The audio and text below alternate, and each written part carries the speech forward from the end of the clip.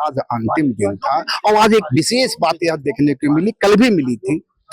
सत्ता पक्ष की ओर से ही कुछ हंगामे की स्थिति बनती नजर आती है कई बार। मैडम, इस बार देखा जा रहा है कि सत्ता पक्ष की ओर से हंगामे की कोशिश हो रही है, इसे किस रूप में देखते हैं?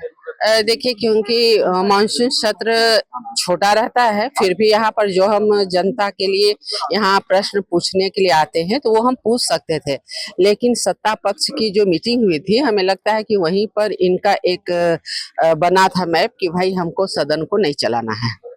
और चूंकि वो आप देखे होंगे मीडिया के भाई बंधु की सत्ता पक्ष किस प्रकार से व्यवधान उत्पन्न करने के लिए बेल पे बार बार आ जा रहे थे।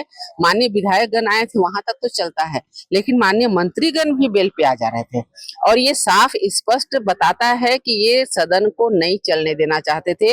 इनको बस अनुपूरक बजट पास करना था, इनको विधेयक पास करना था, बस उसके लिए ये मानसून सत्र लाए थे और ये बस वही काम किए। इनको आम जनता से, राज्य हित से कोई सरोकार नहीं, कोई मतलब नहीं, लोगों का क्या समस्या उसको देखने का कुछ नहीं। इसलिए आप देखे होंगे कि आज छीनते की घटना इतनी बढ़ गई है, लोगों को कहीं पर भी हत्या होना, दुष्कर्म, मतलब सारे लोग दहशत के माहौल में है। तो इनको उनसे कोई लेना देना ना, और बल्कि हमें लगता है कि ये जवाब देने के पक्ष में भी नहीं रहते हैं। अभी सत्ता पक्ष के माननीय वरिष्ठ विधायक माननीय मथुरा महतो जी ने जो प्रश्न उठाया कि अगर हम अपने जमीन को नहीं देना चाहते हैं तो आप लेना क्यों चाहते हैं? वो नहीं देना चाहते तो उनके घर को तोड़ दिया जाता है, बुलडोजर चला दिया जाता है, उनके साथ मारपीट होती है। तो खुद सत्ता पक्ष भी आज खुश नहीं है अपने माननीय मंत्रीगण के जवाब से। तो हम तो विपक्ष के हैं, हम कहेंगे तो कहेंगे अरे ये विपक्ष का, इसलिए ये खुश नहीं है। नगरी के सवाल पर भी कई जो कांग्रेस के नेताओं की ओर से आपत्ति दर्ज की गई थी, खुद बंधु तिर्की ने भी आपत्ति दर्ज की थी, पूर्व मंत्री रहे हैं। तो आखिर क्या लगता है, सरकार उसी नगरी की जमीन पर ही रिम्स 2 बनाना क्यों चाहती है और स्वास्थ्य मंत्री इरफान अंसारी इतने उत्साहित क्यों है नगरी के लिए? देखिए, माननीय इरफान अंसारी जी के बारे में तो हम कुछ नहीं बोलेंगे, क्योंकि वो क्या बोलते हैं खुद ही पता नहीं रहता है।